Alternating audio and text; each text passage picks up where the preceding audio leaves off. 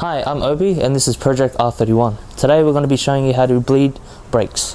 First of all, you're going to need some tools. You're going to need a 10mm spanner. This is for the brake bleeder valve. You're also going to need a brake bleeder kit. This is for $10, which I picked up from my local auto store. You can get high class ones, which you don't actually need a second person for. RP7 WD-40, this is to loosen the brake bleeder valve.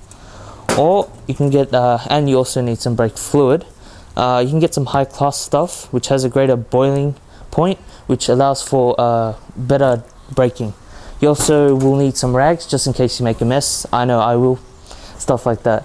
And let's get to it. Alright, these are the brake calipers that we're going to be bleeding today. These brake calipers are stock from Nissan Australia. I haven't really upgraded them because I have no need to. These are single pistons, and in newer cars they mostly come out with dual pistons. With single pistons, the actual piston is much larger, so it doesn't require a lot of bleeding. Now, as you can see here, the brake bleeder valve is located here. My brakes have been reconditioned, so all the seals are brand new, and it did come with new seals. And a really good new seal would probably be this one. This is to cover the brake bleeder valve, and this allows so the brake bleeder valve doesn't get clogged up over the years. When bleeding brakes, you also really need to make sure that you have enough brake fluid in there. If you don't, top it up every so often, because when you're bleeding the old fluid, the new fluid replaces and the amount becomes lower. So put new brake fluid in there. Make sure that it's even on both sides to about the max. This is .3 brake fluid. Make sure when changing your brake fluid, you either figure out it's .3 or .4. If you put .4 and a .3, you're going to destroy the master cylinder, and that really isn't good. As you can see, I've put the brake bleeder kit on. Now, if you zoom in closely, you will be able to see an air bubble. Air bubbles are definitely not good for brakes. It reduces the pad to the contact to the rotor. So with this process, you do also need a second person to press the brake consistently, so the fluid and all the air bubbles do come out.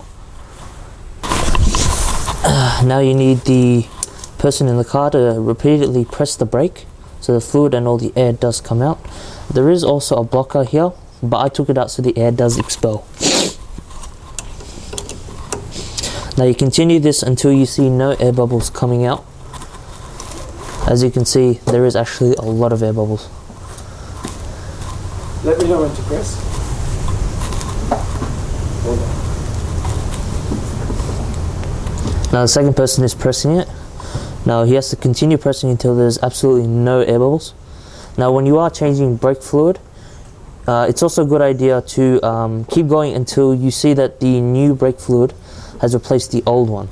Alright, now we've just bled one caliper. Now as you can see here, the brake level has actually depleted. Now that is because the old fluid has been released and the new fluid has replaced it. Now in this process, we're going to have to top it up again.